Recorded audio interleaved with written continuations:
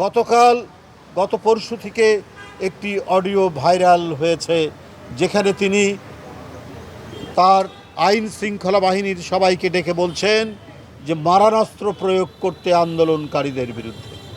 ঠিক।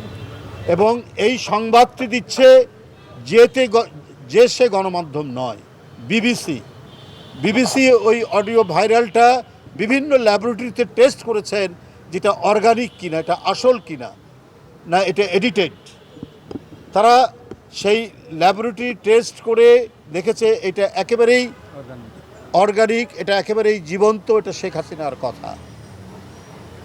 এবং এটা যেদিন তিনি বলেছেন, এটা তার পরের দিন থেকেই এখানে দায়িত্বরত অনেক সাংবাদিকরা তারাও এটা নিউজ করেছেন যে তার পরের দিন থেকে অনেক মারণাস্ত্র, রাইফেল দেখা গেছে আইন শৃঙ্খলা বাহিনীর হাতে।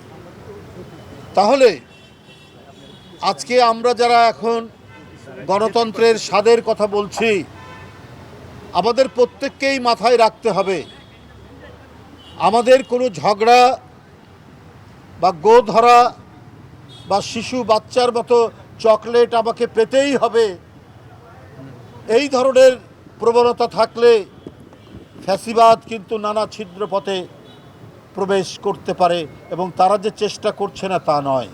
আমরা হাসিনার পতন দেখেছি,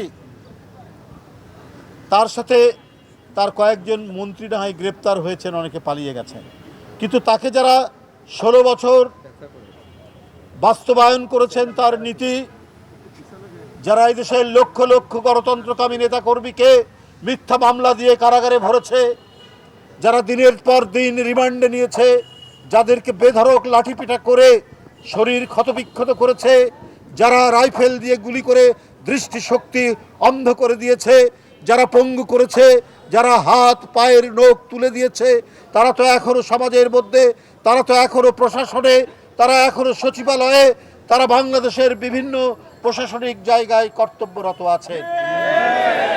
তাহলে এরা তো যে কোনো সময় তাদের উদ্যত ফোনা তুলতে পারে।